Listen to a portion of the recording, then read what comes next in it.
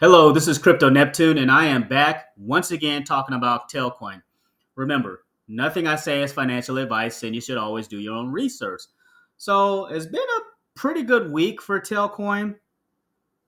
Over the last 7 days, up 10.81%. So, some nice, healthy price action with Telcoin. And shouts out to Telfam as a whole because with Telfam, everyone continues to share information and share any updates that they're seeing about Telcoin as they continue to build on this protocol. But the reason why we saw like a nice spike is because with Telcoin, they hosted the MWC Kigali, right? It was an event held in Africa, and it was all about, talking about financial inclusion and what Telcoin plans to do in the future, right? So, it's a networking event, media interviews, and sharing vision of blockchain for telecoms and financial inclusion. Telcoin had like a booth set up, but they also were on stage. There's like a lot of people, a lot of vendors, a lot of companies there wanting to learn from each other about blockchain technology. So this was a huge event, and shouts out to Telcoin for hosting it, but also making those network connections, right? So, what was announced? So, kind of short and sweet of it, I'm going to kind of go through some of this. Telcoin is making a big change by becoming more decentralized. They've launched the Telcoin Association, which is a nonprofit group that represents the interests of mobile network operators and other stakeholders. So, short and sweet of it is they set up a governance in which you can vote on key issues regarding Telcoin, again, making it decentralized. So you as an investor, right, you as a telecom provider can have a say so in how Telcoin handles the company in the future, which is favorable from like a regulation perspective. So shouts out to Telcoin for taking these steps, right? And then this is part of their plan to bring blockchain based financial services to mobile users all over the world. Again, financial inclusion, that has been the message from Telcoin since day one, and they continue to stand by their word. And then at the same time, they've introduced the Tcoin Network testnet, which is a blockchain for mobile operators. It's the first blockchain that's exclusively validated by telecoms. So, with Telcoin Network, you as a telecom provider can provide financial services for your subscribers, right? So, hypothetically, maybe you're Verizon, and within your Verizon app, you can provide blockchain services or at least advertise blockchain services to your subscription base. In turn, you as a being on the Telcoin network, you can earn from the gas fees far as, you know, bringing on these new subscribers. So you get rewards each time you bring on a new subscriber into the Telcoin network. So you can be an individual person who is a staker, right? Like myself, I stake in the Telcoin app and I earn on the gas fees each time somebody makes an exchange, whether it's a remittance transfer payment or whether it is they're trading crypto. I get like a percentage of that. The same thing is going to happen with these phone companies, with these telecom providers. So that is, if you don't get it, that is the big picture, right? The big picture is bringing in all these telecom providers, which is going to be a big deal, and Telcoin exclusive to phone companies, right? And this opens up new opportunities for revenue and various financial services like stablecoin remittances and loyalty programs, right? So that is a big deal. And then here, the Telcoin Association maintains and develops four principal components of the Telcoin platform. Like we mentioned, the Telcoin Network, right? Where GSMA operator members globally utilizing proof of stake consensus, right? And then Telcoin, right? That is the gas token. So the more and more uses of this platform that happens, the more and more buy pressure that will help with Telcoin because it is the gas token. So the more uses of that token, the more over time we hope, right, the value of Telcoin increases. Now, are we seeing those like massive gains right now? We're not seeing those massive gains right now, but again, if you're in Telcoin, you have to be forward thinking and look at what they're trying to achieve as a whole.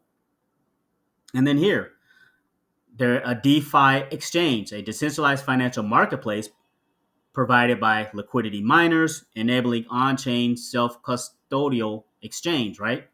So this is a self-custodial exchange. So you as an investor have self-custody of your assets, right? There's no holding of the coins like on some of these centralized exchanges. And then the miners here, they also make money off of, doing the mining and stuff like that on the Telex exchange. So they get like a percentage of rewards. That's kind of how that works. And then the Telcoin Application Network, a network of mobile applications produced by GSMA members that facilitate user access to services across the Telcoin platform, right? So we've seen this, right? Huge announcements. Telcoin launching Tcoin Network, which opens up the floodgates for telecom providers to link to the network. So you're probably still like, well, I don't understand. Okay, so let me give you a visual because a lot of people, they like visuals. So this is like a model that was put up. This is the new model of the Telcoin platform, and it is massive, right? You got your users up here where, transaction pay fees, and then stake tail connect with payments networks, right? So you got your stakers, you got your Telcoin application network here, you got your developers that can develop and connect to Telcoin, right? To the Telcoin application network. So the developers can build here and connect.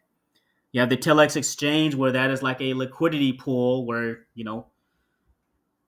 again, passive income can be made through the Telex exchange with the different liquidity pairs. There's the Tel Treasury, right? The Tel Treasury, this is the first of me seeing this, so this is a new concept, or it could have been a concept that I wasn't familiar with, but again, it is a nice visual and an inclusion into the Telcoin platform, the Tcoin Network, which we've been kind of talking about, right? All this stuff is kind of intertwined. Liquidity miners, they got their information here, then the users and the validators, and then the governance system, which is important, which means you as an investor, your individual thoughts matter as an individual investor, and you can kind of help lead Telcoin into the future. So awesome stuff there. So with the community, it is always, again, kind of cool to see, the sharing of information, and shouts out to DB for sharing this information. But they go on to kind of talk about DeFi payments and services, games and loyalty programs that will be associated with Telcoin, stablecoin remittances, right? The sending back and forth of remittance transfer payments, and getting a slice of the pie of remittance transfer payments, potentially in the future, maybe getting as big as Western Union or taking a chunk of Western Union share, which is a pretty big deal. And then interchange, inter carrier settlements, some more information there. And, more pictures, sharing of Telcoin on stage here, talking. I always pronounce his name right. I believe it's Rajesh. Again, him presenting on behalf of Telcoin, him in the middle. He has essentially kind of like the, I want to say between him and Paul Nooner, kind of like the faces of Telcoin. Now, there's a lot of people, a lot of moving parts with Telcoin that have a big deal, but he's kind of like the spokesman for Telcoin and getting the message out there. And then the thing, again, like I've said before, I like how the community continues to share information. JT Quigley, proud of the commercial team's hustle this weekend. Everybody is, kind of doing their part. And then another message here for Telcoin magazine. Telcoin is a giant. We haven't even started talking about the bank. So that's another good point. The goal for the United States is to have a digital asset bank in America. I feel like once that shoe falls, then that's a bevy of financial services. Like what that looks like, I don't know. Will Telcoin have their own actual bank accounts for individual users? It kind of sounds like that, like some sort of digital asset bank account that you can have and you can distribute that out to customers. But by you being regulated in the United States already working with governors, senators, lawmakers, creating laws here in the US, right? You've you've essentially asked for permission and been given permission. That's how you do things if you want to be kind of big time, right? They're going about things the right way. Now, for some people, is it not fast enough? We know with governments, it moves slow, but Telcoin is in good favor because they've asked for permission from the United States government. They've helped the government create crypto laws and bills, right? So, a lot of banks, and we've heard of VCs, we've heard of stock exchanges, we've heard of banks, we've heard of fintech people all interested in the Telcoin concept and wanting to be a part of that and wanting to potentially invest in Telcoin and figure out, okay, how can we help Telcoin elevate to the next level? So now, could we get a message or could we get some information about being officially named a digital asset bank this year? It is an extreme possibility. One other point I had wanted to bring up. We know globally with Telcoin, it has grown. There are several offices, within the Telcoin branch.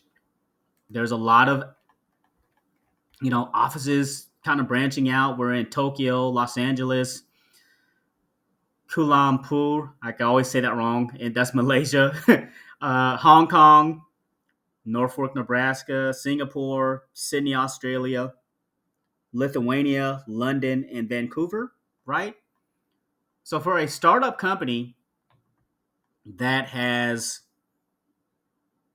done everything the right way, they're regulated in Singapore, United States, Canada, Australia. They're regulated and they have offices globally. Again, let's keep an eye on Telcoin. I have a position in Telcoin, and for me, I'm excited for the future and what's next for Telcoin. We'll see, but I hope you enjoyed this video about Telcoin, how I feel about it. I do stand by what I said before in the bull run. My gut feeling for the bull run, again, my opinion, not financial advice. We can see a minimum of at least 10 cents in the next bull run and a maximum of 25 cents. I'm going to stay within that range. That's just my gut feeling now. If Telcoin just gets back to only 6 cents and you're able to accumulate at these low prices and essentially get some more gains, and if it just goes back up to 6 cents, then those are gains. But we have to factor in, the key ingredient are the telecom providers and their subscribers, and Telcoin becoming a digital asset bank. If we get those two linked together, that's where we will start to see the growth. So thanks everybody for listening, and thanks for stopping by.